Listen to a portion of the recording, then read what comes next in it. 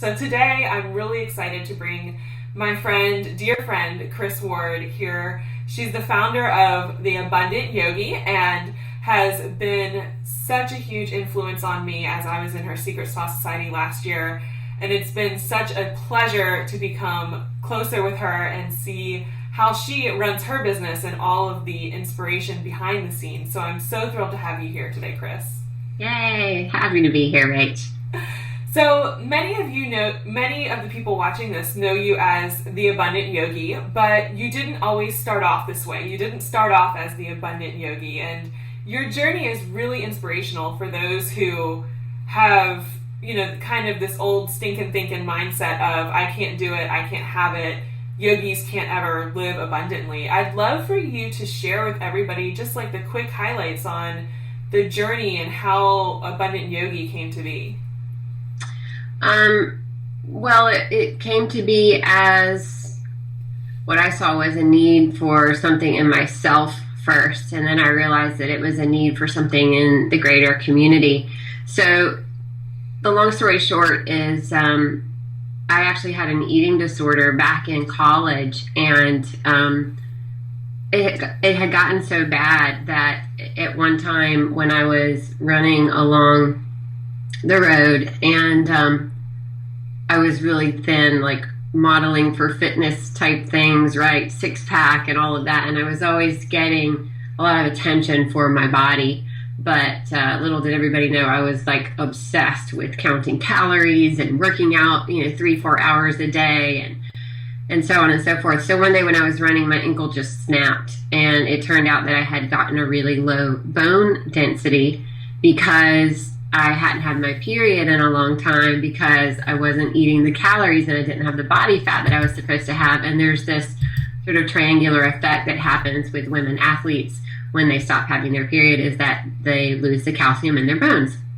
Long story short is this was kind of a wake-up call for me. It was the very first time that I went to a doctor where the doctor full-on called me on the carpet as to what was going on with my lifestyle. I was so used to the opposite. I was so used to getting praise for that, that this was the first time that somebody was like, yeah, I see what you're doing. This isn't healthy. And I had to start keeping an eye on it. It didn't happen overnight. It definitely took me a couple years to let go of that tendency and to heal that mindset. It was a very disempowering, very scary mindset. But really what it boiled down to is I was confused about where my worth came from. I was young enough to believe that my worth came from how I looked and the clothes that I wore and, that sort of thing. It just so happened that yoga was the main factor in that healing. Yoga very slowly over time taught me how to love myself. It taught me how to take precious care of myself. It taught me how to take the pressure off, how to stop judging myself, how to know where my real value and worth came from. It also had me feeling amazing in my body without having to kill myself on the treadmill. Mm-hmm. And so what I found is that when people fall in love with yoga, they generally fall hard. They fall head over heels because it often cures or relieves a very intense pain, whether that's physical pain, because maybe they've had ailments in their body that yoga has helped them to overcome, or whether that's spiritual or emotional pain or the combination thereof. Generally, when people fall in love with yoga, it's almost like an addiction. But then a lot of those people decide, I'm going to stop everything I'm doing and I'm going to become a teacher of this method that has brought me so much joy and so much relief and healing and empowerment. Well, then that's a beautiful thing, and that's what happened with me. But then suddenly we find ourselves in this headspace where, wait a minute, this is something that's sacred to me. This is something that brings me so much joy. The desire in me to share it with others is so natural. How can I possibly be paid for this? It almost feels greedy for me to be paid for something that brings me so much joy. Like I don't deserve to get paid for something unless it's hard work that sucks, right? So that's just a funky mindset that a lot of yogis find themselves in, myself included. I was one of those. And so for many years, I taught a shit ton of classes all over the city, from studio to studio. I picked up quite a bit of private clients as well. But before I knew it, it didn't take long to get completely burnt out, where what once was my passion was very routine. And I started to build some resentment. I started to think, I'm working and I'm getting tired of this, and it's one day after the other, class after class. The classes are starting to feel inauthentic and repetitive and uninspired. And I started to resent my clients and my students, just kind of get tired of them or bored of them. And I started to get an attitude, and I realized, like, what is this about? This is not cool. Where is this coming from? And I realized that all that was happening is I wasn't refueling my love tank, and I wasn't making enough money to get my own needs met. So therefore, resentment came. And resentment is toxic. Anytime resentment comes into any relationship, whether it's business or personal, it turns something beautiful and sacred into something that's a living hell. It's disgusting. Yeah. And that's what happened. So I just, realized that I needed a massive attitude shift. And I started looking for books, information, mentors, people who could help me get out of that funk. And I started seeing that in the yoga community, as well as outside of the yoga community, there were plenty of people on the planet who were doing what they loved and getting paid their worth for it, living the lifestyle of their dreams, 100% guilt-free. And I just saw it and said, I want that, and I started to eventually turn things around for myself. And once I started turning things around, there were many, many others in the yoga community and in the overall wellness community as well, kind of the coaching community, holistic living, that sort of thing, seeing the changes in my life and reaching out to me and going, okay, you did that, now how do I do that? So that's more or less how it started. I love it. And that's something that I think we see a lot of, is reaching that burnout stage. That tends to be the point where people are like, okay, I love this, but now I'm starting to hate it. What do I do? Yep. And unfortunately, it's where I see a lot of yogis give up and quit. That's why I really think, I don't know that there are statistics around it, but I would say the average yogi coming out of teacher training probably by year 3 has quit and gone back to something else. And also entrepreneurs, they don't incorporate a lot of these elements that you have taught me so well, especially taking precious care of yourself.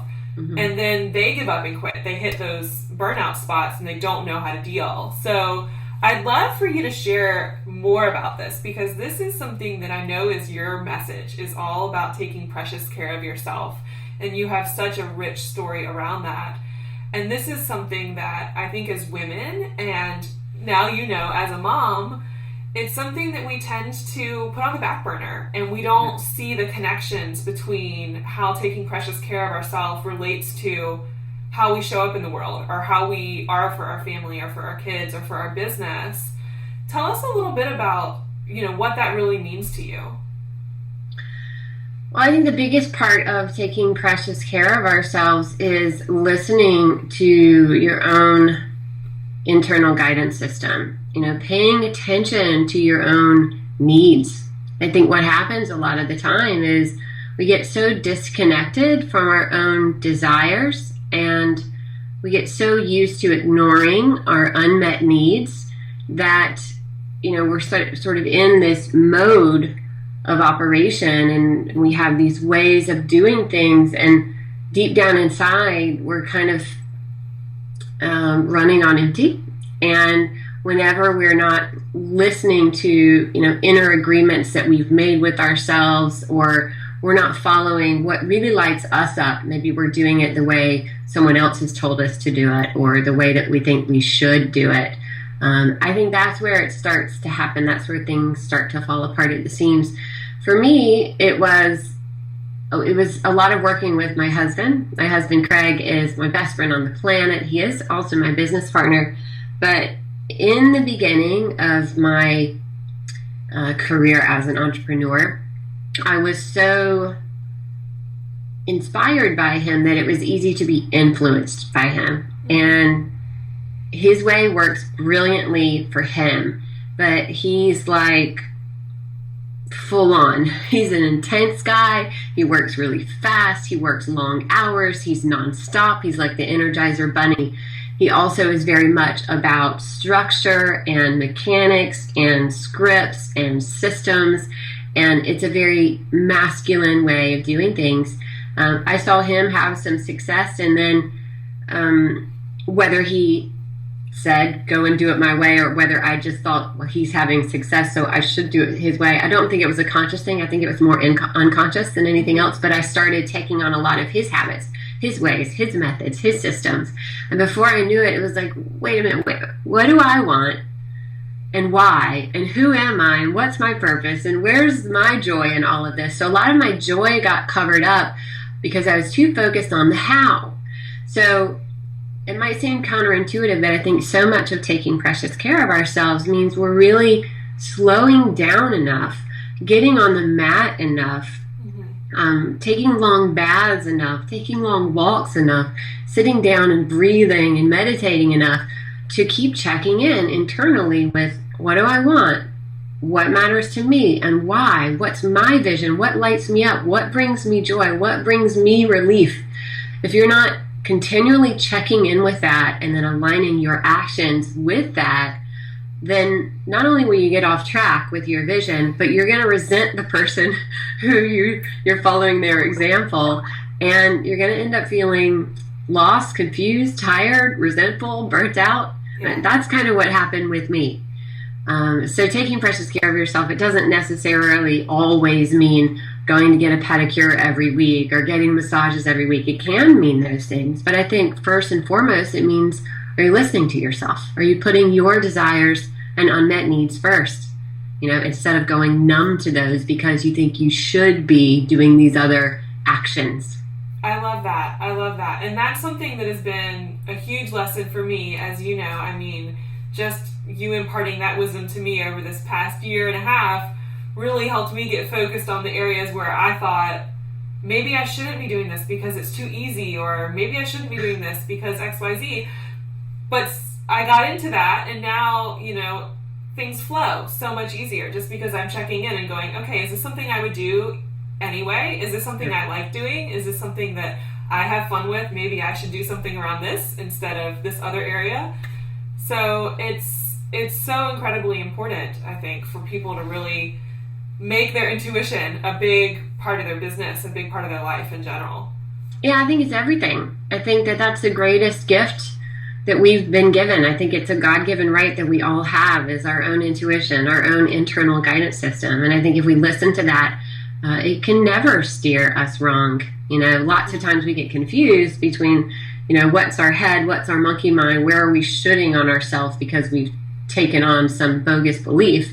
Yeah. But every time we get quiet enough, every time we listen to and feel our body, we can get back in touch with that internal guidance, that intuitive system. And you hit on something that I wanted to emphasize, which is ease.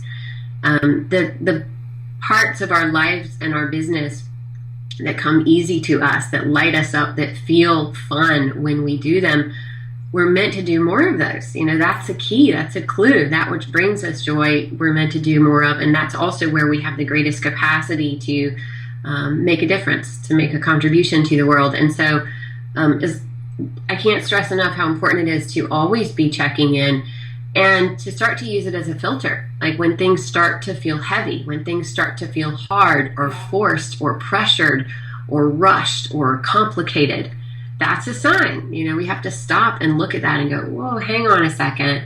What's going on here? What am I not paying attention to that's creating this? And 9 times out of 10, when we back up and we slow down, we have to let go of the pressure. We have to let go of the rush. We have to let go of whatever is feeling forced in order to get back on track. And I would love to dive into that a second, because you've had a few things this year that you've definitely gone into and then pulled back, and you've done them very publicly. First, when you decided to restructure Secret Sauce, and then when you just released a video about you're pulling back from 5 days a week to working 3 days a week to be with your son. How do you really keep grounded in that? Because I know, especially for me, and you know me, I'm very pitta, I'm very driving force. it can be hard to stop that train once it gets rolling. So can you give some things to keep in mind to help really ground yourself and know when it's time to say, okay, I need to really look at this, and even if it means getting on a video camera and telling everybody, hey guys, we're changing things. Yeah, it's not easy. I'll say that first. Yeah. Most of the time when you need to do something like that, it's going to feel really hard. Yeah. And there's going to be a lot of uncertainty around it. And generally that's a sign that this is something that's very important to you and it needs your attention. And you need to approach it very mindfully and have the courage to be honest to yourself. I have friends and I have coaches and mentors and colleagues and people that I've spoken with about this, but I'd say the biggest thing that I've learned is what is my mode for checking? My mode for checking is external. Like if I catch myself going, shit, how is this going to look if I do this? Or so-and-so is pulling it off, I should be able to pull it off, or anything along those lines that seems external. Like, oh, I might not look professional if I pull out, I can't do this because what will other people think? Mm-hmm. If ever my reason for not doing something that feels right to do, if ever my reason for not doing something that feels right to do is because of something external, that's generally a sign that I'm doing it for the wrong reasons. I'm doing it because of some backwards belief, or because I want approval, or because I'm afraid of missing out on a monetary opportunity, and I know I'm going to pay for it. And that's one way of saying we're doing it out of obligation. We feel obligated to do it that way. We think we should do it that way. And anytime any of us do anything out of obligation, we pay for it. Everybody pays for it. Yeah. This past year, last year, as you know, I did a program called Secret Sauce Society, and Secret Sauce Society is this 9 to 10 month high-end coaching mastermind retreat program for women entrepreneurs, and specifically women entrepreneurs in the yogic or wellness arena.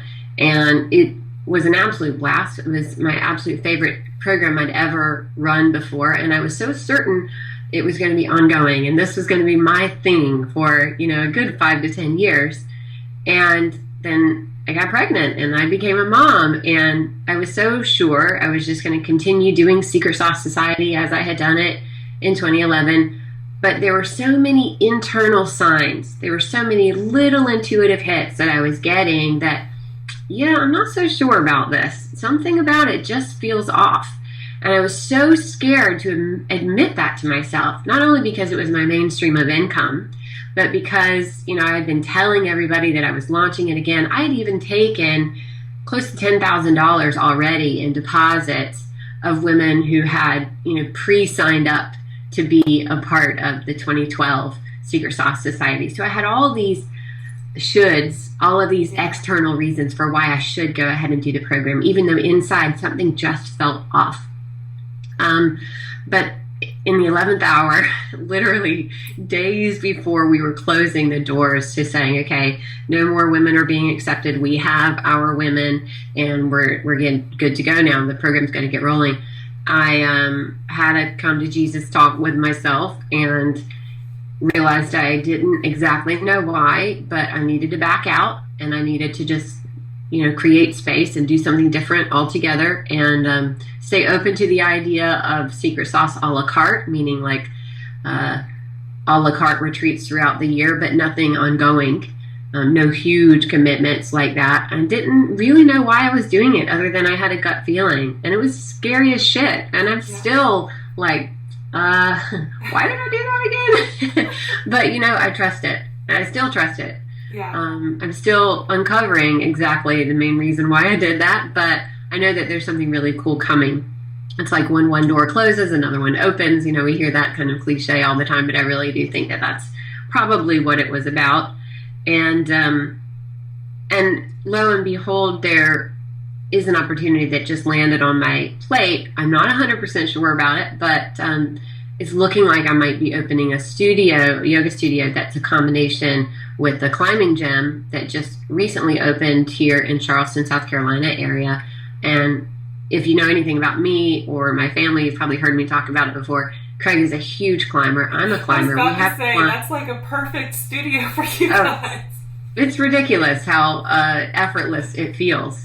And I started to do the same thing you did, where this just feels way too easy because the price was right, the space size was right, the location was right. There were so many things about it that were right. It's not 100% perfect, but what I noticed about the things that aren't 100% perfect is they are more about the external. Mm-hmm. And so what I mean by that is I've always had, vision boards and ideas and journals full of notes and things of the studio that I saw myself creating one day. And it was always this very sexy, modern, high-end, boutique style place. But then there was always also this little intuitive hit that was like, yeah, so that's all well and good, but how much of this is about me wanting to put on a production and impress people versus giving them a really heartfelt, genuine experience and really just like letting them into my world and having this sacred space where I can share my gifts with them and I can inspire them on a daily basis and lift them to their highest. No, I really want it to be about that. I don't necessarily want it to be about owning $1 million space. And that's not a smart business decision anyway, because if I own $1 million space, I'm going to have to hire all of these teachers. The classes are going to have to be packed all the time in order to just pay the freaking rent. And so it started to be like, where is that sweet spot where I can make my son my highest priority? I can still live the schedule that I want to live and only work 3 days a week. And yet I can still make a difference in the community, So it all has to do with that our checking mechanism. If we're ever checking for outside approval or checking for the external, then we're probably negating our internal needs and our highest intentions. Awesome. Well, Chris, you are such an absolute inspiration to me, and I know everybody just took away a ton of really juicy nuggets from this conversation, and I hope you guys come to Chris and get some more of her wisdom because she is full of amazing advice and has been a key really to my success in the past year and a half. So Chris, I thank you so much. Let everybody know where they can go to get more of you. Okay, well, my website is abundantyogi.com, and always towards the top right corner of my website you will see a little place to watch a short little video, and that little video is going to tell you more about who I am and what I have to offer. Generally, if you'll just put your name and email in the box, you'll get the video for free. It's actually the first in a series of 3 training videos that I have. And that will also put you on my call-out list, my mailing list. You'll be in the loop and you'll get the scoop and all of that good stuff. So abundantyogi.com is the place. Awesome. Thank you so much. I adore you, and you have been so instrumental for me in this past year and a half. And I'm just excited to now pay back the favor as you're the new mom. Making all these big shifts. Thanks. It's been such a joy. Love you, sister. Love you too. Thank you, everyone. Namaste. Of course. Bye. Ready to be inspired in your biz? Conscious Business Design is coming soon. For more info and free training, go to consciousbusinessdesign.com.